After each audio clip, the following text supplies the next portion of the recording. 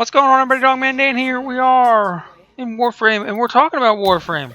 And we're going to try to address a little bit about being an official channel, positives, negatives, and the effects that it has overall on a creator, on a channel, and so forth and so on. So bear with me. It's going to kind of run around, I would think, as I go through this, because you guys know I love to talk a bit. It's gonna kind of play through a few different things as we address this. I could sit here right away and tell you, okay, the positives of being an official channel. Sure, you're gonna have more people hopefully recognize you. You'll become hopefully more popular. These are the incentives, right? You get more views. Realistically, that could lead to potentially earning some kind of money on YouTube, depending upon how well you're liked.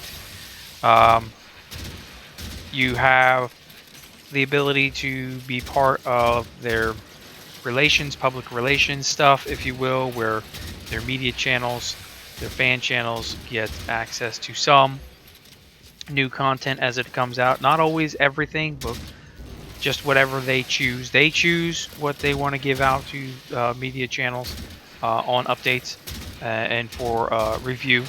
Okay. So you get access to those things early. It gives you the ability to go ahead and level them up and play them and give your first opinions, your thoughts, your impressions, your setups early for new players who have to work to get the blueprints or get the resources required to craft it. And the purpose of being part of the official channels is so that way you can have your opinion out there, and the free players, the free base of players who are not financially able to buy into the game of their own accord, have the opportunity to decide whether it's going to be worth their time to actually go for that new weapon or continue doing what they're doing on their current path of playing the game and eventually get to that just because they eventually will want to play it. These are what the perks of being an official channel are. Now this kind of plays into any game, any channel, anywhere. When you work with different companies, I work with a couple of PR firms. I've now had the opportunity over the years to work with several different developers directly. As time moves on and I grow bigger and bigger, and I have my resume, if you will, ever expanding, I get more opportunities to be able to take part in early access of games, to be able to give you reviews, give you thoughts, impressions about other things, not just one game. And sometimes they're a big hit, sometimes they're not a big hit. Sometimes the games die and never come out of early access release, things like that. These are things that sometimes I buy into something based off of earnings that I've had. I'll buy into something so that way you don't buy into it accidentally and waste your own money. If I've been able to save up enough money over a couple months worth of YouTube earnings, and I can just go in and try it and see if it's going to be worth it for me based on what I enjoy, and if you enjoy what I enjoy, that type of stuff, right? But there are also some very big negatives to being an official channel. You have a lot of responsibility. You have a contractual agreement that you've made with, in terms of DE, on the fact that you need to release a certain amount of content every month in order to stay active within the fan channels, if you will. It can be very disheartening, very discouraging at times, with a lot of negative comments, a lot of negative feedback, people harping on you because you're being different than the game meta tells you to be. You're not doing everything the same as everybody else, so you're the outcast. Or you get other people that just randomly come around and you are doing something that makes them feel threatened by what they're doing, and so they'll come after you for that. So there's a lot of negatives as well, in terms of this. So you've got your positive, you've got your negatives, and sometimes one feels like it's overrunning the other. Now I've been a fan channel, graced as a fan channel here for almost 2 years, since June of 2014. when I was one of the first official 7. And I've been proud to be part of that. It was a goal of mine to get to there. I was asked to be a part of it in the beginning, and I can't to this day still begin to tell you how ecstatic I was that I was asked to be a part of that in the beginning. And I believe honestly that the first 7 to 10 channels that were part of the official fan channels were actually asked, or when we filled out the information, there was almost no question of yes, they will be part of it because of who they are, how well they're known in the community already, the positive role they have within the community was just a thing. And it all comes down to DE and DE's team that decides who becomes a channel and who doesn't. We have a lot of diversity now in the channels, a lot of diversity in terms of YouTube channels, in terms of Twitch channels. We have a lot of people that do a lot of things that, I'll be honest with you, I don't like. I honestly think that a number of channels out there bring a lot of negativity to the game. But with that said, and this applies to every game, you're going to have your positives, you're going to have your negatives, you're going to have the in-between. That is why we exist. You have to have a balance all the way through. I mean, you have to have the balance. The problem is the balance can negatively affect other people. So newer channels becoming official channels, they get thrown in with a lot of negativity in the beginning, and it's a lot harder now to become an official channel and survive the wrath of the hate than it was in the beginning, when we all used to just get along, and everybody was their own person, everybody did things differently, and it was all about, I go and watch all these channels because everybody has something to offer. I think that everybody still has something to offer. I think that there's a lot more diversity now, but I also think that there's a lot more segregation, if you will, because you've got the really popular channels that automatically get all the views and all the comments and all the interaction, and you've got the middle tiers. I would say probably I'm about the only middle tier at this point. There's maybe 1 or 2 other guys that are somewhere around my size channel, and then you've got the smaller channels. And I would say I'm middle tier in terms of Warframe. In terms of YouTube, I'm still considered a small channel. You got the middle tier, and then you've got the low end, the guys that are just starting out. And what happens is you'll get these people that are die-hard fans of the larger channels, and through no fault of their own, the larger channels don't control what other people say. Okay. For the most part, though, sometimes they do have a heavy enough influence that it can be brought on. These people will go from those channels, they'll come down to the medium channels, and they'll say their stuff to the people in the medium channels, and they'll rat on us and tell us all these negative things, and hey, your stuff sucks because you're not this guy, or you're not doing it this, or you're not doing that, or you're not doing this. And then they'll take that from there, and they'll go down even lower to the smaller channels, and they'll just forget it. They'll just rip them to shreds. Your content sucks, your microphone sucks, you don't know what you're doing, and this and that, and blah blah blah. And hey, when we all started out, everybody started out like shit. I can go back to my first videos. I can tell you, I never had a microphone. I didn't even record in 1080 or 720. I had black bars on my screen. I didn't know what I was doing. Throughout the years, I've progressed, I've grown, I've learned, I've had the opportunity through creating content, through interaction, with the smart use of the funds that I do get in getting better software, in learning to do things better, in actually talking. I used to never talk, guys. In the beginning, 5 years ago, I did not talk. We just played the game. Now I pretty much talk almost all the time. Sometimes I don't, and there's a lot of things in there too. I get a lot of negativity when it comes to when I just release a video without commenting or without interacting in that per se. And sometimes I just don't feel like talking. I don't feel well. or I just want to showcase the game itself. Just showcase the game. You don't need to hear me talk.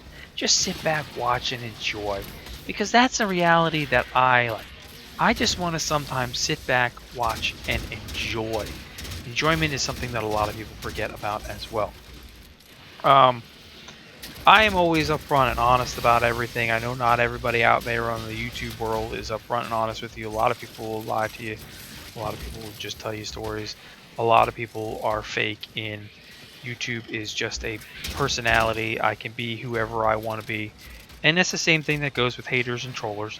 They can be whoever they want to be. And a lot of times, a lot of times when you're thinking about it, a hater or a troller is somebody that has, I don't know, how do you put it? A bad life, a real life that sucks. They're ratted on in real life all the time. They're probably made fun of all the time. And they think that they can come here to the internet and they can be the big man. And they can say whatever they want to say, do whatever they want to do, and act however they want to act because nobody will know who they are. They can make a channel one day, rip you apart, and then disappear. It doesn't matter. And then they feel like they're bigger for it because, they got their way somewhere in the world. But in their daily life, they're just, they're bullied. They're ripped upon. They're beaten on, if you will. Maybe not physically, but mentally. And there's a lot of mental stress in being part of an official group of channels. A lot of mental stress. You can get depressed at times. You can get down on yourselves. You can get discouraged a lot. And it happens. You guys have seen it in my videos. And maybe you don't see it in a lot of other people's stuff. But for me, that's how I do it. My passion, myself, my reality, me, my personality is what makes my content. Whether I'm talking to you or I'm not talking to you, you can see that in what I'm doing. You can see what I enjoy. You can see when I don't enjoy something. You can tell in my voice when I like doing something, when I don't like doing something. You guys that have been around my channel for the years understand me, and you're that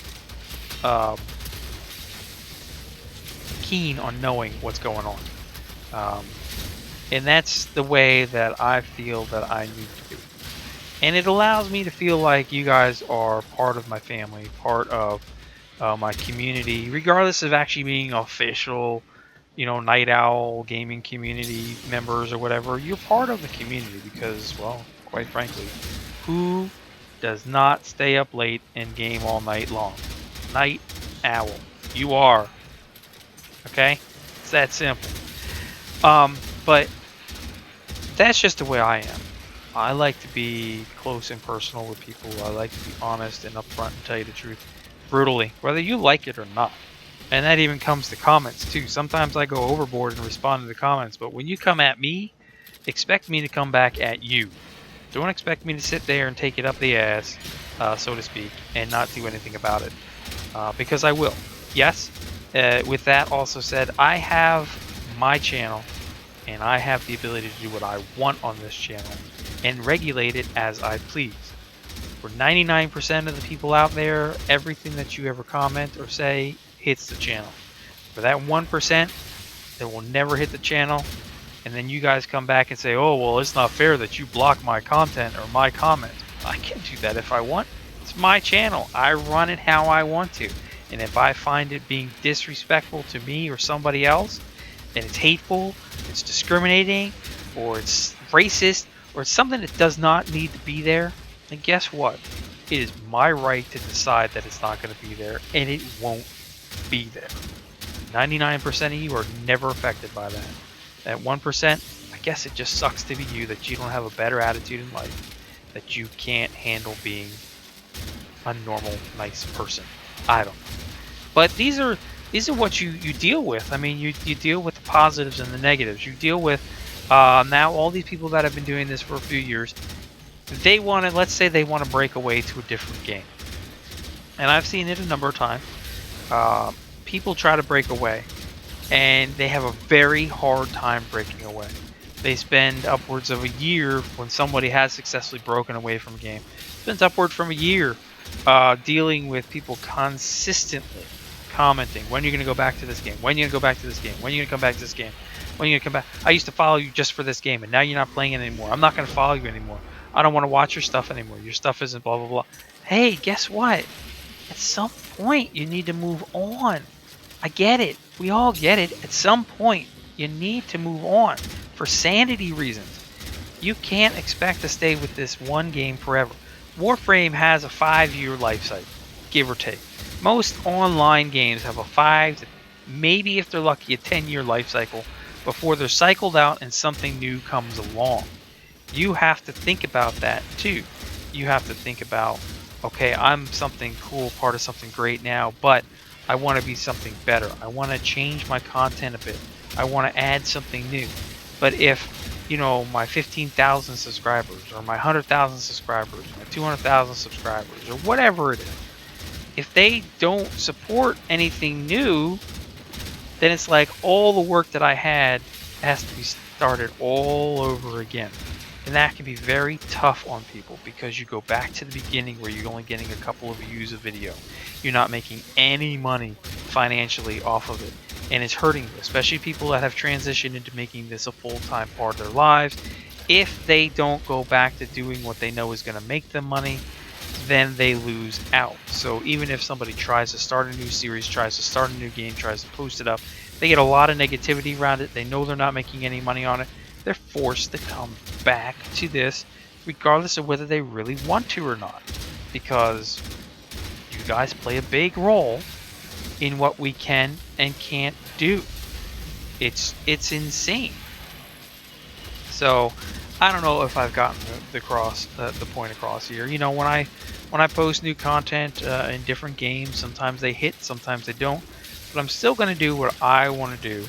I am glad to be a part of the official fan channels. I'm glad that part of my contractual agreement doesn't require me to be 100%.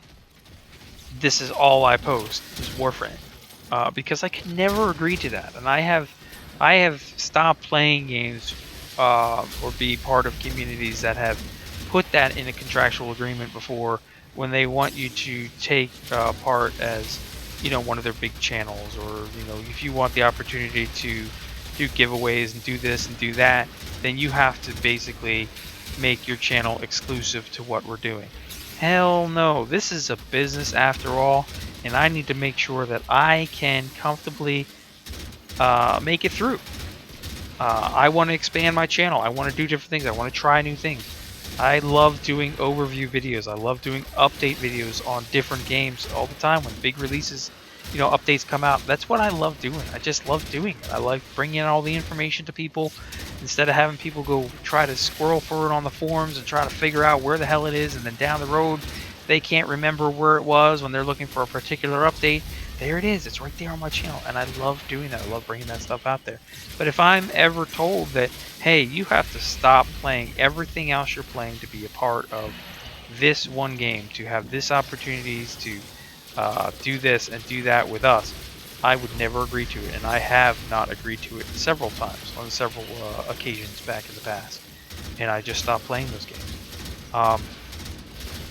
You know, I don't know if I can get that point across, or if I've gotten across. There's a lot of positives to being an official channel in any game. There's a lot of negatives to being an official channel in any game. So when you guys sit there and think about it, please support everybody instead of ratting on people and telling people in negative ways how much they suck. You know, be nice and offer some good constructive criticism. Give them ideas of things that maybe could help them grow. Like, say, hey, listen, you know, your microphone's not the best. I would suggest maybe new microphone, or I would suggest doing this, or try that.